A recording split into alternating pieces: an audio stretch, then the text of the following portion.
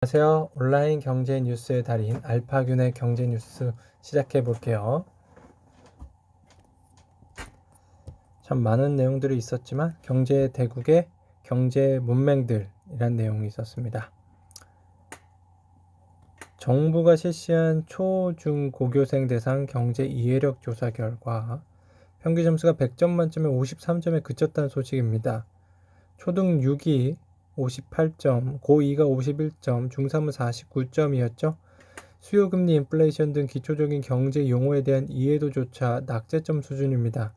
예를 들어 신용카드 사용 내역에 대해 옳게 설명한 것을 고르는 문제에서 카드사에 빚을 진 것이라는 정답이 2.9%에 불과했습니다.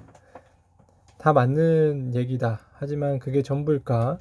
혹시 우리 사회의 왜곡된 경제관과 기업관 혹은 돈에 대한 잘못된 인식이 아이들을 경제 문맹으로 내보는 건 아닐까?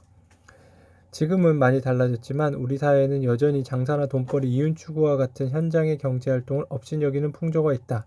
반면 경제학, 경영학 등 학문으로 경제를 가르치고 배우는 것은 그럴듯하게 여긴다. 은행 대출이나 보험 가입 등 실생활에 필요한 경제활동 위주로 경제교육을 하는 서구 선진국들과 달리 국내 경제교육이 고매한 이론과 학문 위주로 흐르는 이유라고 하네요. 국유율 자율주행 기업 웨이모 고우종 전 엔지니어 세상 바꿀 아이템 찾으러 구글 박차로 나왔다고 하네요. 최근 고 씨는 창업을 준비하며 다양한 사람을 만나 의견을 교환하고 조언을 듣고 있다. 그는 창업을 통해 사람들에게 더 중요한 일을 위해 도전할 수 있다는 자신감을 주고 싶다고 했다. 최근 중점적으로 고민하는 것은 10년 뒤 사회가 어떻게 변할지에 관한 것이다. 고 씨는 한국을 포함하여 동아시아와 북미, 유럽의 고령화로 인한 인구구조 변화, 기후변화 같은 환경 변화가 눈에 들어온다. 자율주행 분야에서도 트럭, 건설장비 같은 분야에 시장이 생길 것이라고 전망했다.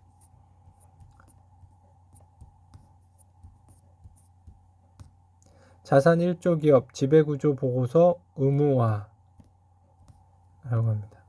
거래소는 기업 지배구조 보고서 공시 의무화 대상을 현행 자산총액 2조 원 이상의 법인에서 2022년 자산총액 1조 원 이상 법인으로 변경합니다. 이를 2024년부터는 5천억 원 이상, 2026년부터는 유가증권 시장 전 상장사로 점차 확대할 방침입니다. 상장법인의 결산원에 따라 각기 다른 보고서 제출 기한도 매년 5월 31일까지로 일어납니다. 단 방대한 내용을 감안해 영문보고서 제출 시한은 현행 국문공시 이후 일주일 이내에서 3개월까지로 연장하네요.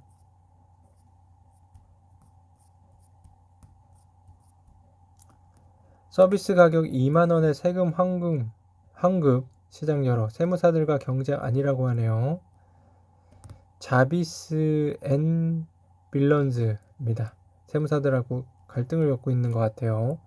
김 대표는 기존 세무대리 시장과 여러가지 일을 하는 생계형 엔잡러 세금 환급 시장은 완전히 다르다고 주장한다. 일반적으로 세무대리를 맡기는 고객의 연수입 평균은 3억 원 정도인데 엔잡러의 연소득은 1,000만 원 안팎이라는 점이다. 그는 엔잡러들의 세금 환급 시장은 평균 서비스 가격이 2만 원대라며 기존 세무대리 서비스는 20만 원 정도였는데 기존의 세무사들이 접근하지 못했던 시장을 열었다는 점에서 의의가 있다고 생각한다고 설명했네요.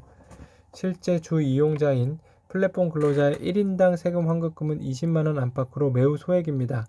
플랫폼 근로자, 특수고용직, 프리랜서 비율이 크게 늘어나면서 올해 6월 말 기준 자비스 앤 빌런즈가 처리한 환급세액은 1202억 원에 달합니다. 김범수 카카오 의장 골목 상권 침해 있으면 사업 있으면 철수하겠다. 윤창현 국민은행 위원이 김 의장의 가족회사 K큐브 홀딩스가 금상 분리 규정을 위반했다고 지적하자 김 의장은 우려를 끼쳐 사과드린다며 K큐브 홀딩스 관련 더 이상 논란이 없도록 가족회사가 아니라 사회적 책임을 다하는 기업을 만들기 위해 노력하겠다고 답했다. 김 의장의 동생인 김화영 씨가 K큐브 홀딩스에서 약 14억 원의 퇴직금을 수령한 것과 관련해서는 자산운용으로 몇백억 정도 이익을 낸 것에 걸맞는 성과급이라면서도 제가 생각해도 퇴직급여 부문은 좀 많다고 생각한다고 밝혔습니다.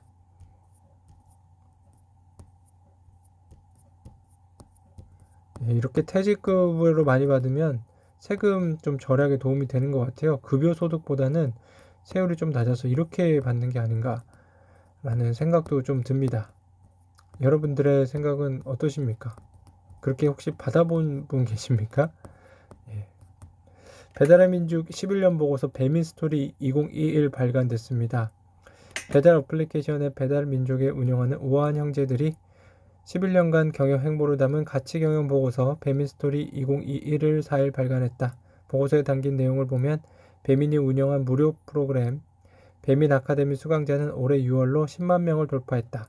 2019년 김봉진 우아한 형제들 의장이 사재 20억 원을 추려 조성한 우아한 라이더 살핀 기금에서는 지난 8월까지 배달원 67명에게 3억 8,663만 원을 지급한 내용도 공개됐습니다. 헝다그룹 홍콩에서 거래 정지, 국내 증시에 미칠 파장이 촉각이 되고 있는데요. 중국 경제문체 차이랜서는 익명의 소식통을 통해 중국 부동산 개발업체인 허송창찬의 헝다 물업 지분 51%를 인수해 경영권을 확보할 계획이며 거래 금액은 400억 홍콩달러 6조 원을 넘길 전망이라고 보도했다. 홍콩에 상장된 허송창잔 주식 역시 이날 거래가 정지됐다. 헝다그룹은 지난 23일과 29일 지급이 예정됐던 달러 채권 이자를 제대로 지급하지 못했다. 이날 또 다른 채권의 실질 만기가 도래한 것으로 전해진다. 지샹 기업이 발행한 2억 6천만 달러 약 3천억 원 규모 달러 규모 채권의 만기가 지난 3일 도래했으며 헝다그룹이 채권 담보인이 포함되어 있다는 것이다. 담보인에 포함되어 있다. 네, 이게 어디까지 퍼질까요? 네, 헝다그룹 사태 다들 긴장하고 있습니다. 알파균의 경제뉴스 오늘 여기까지 전해드릴게요. 감사합니다.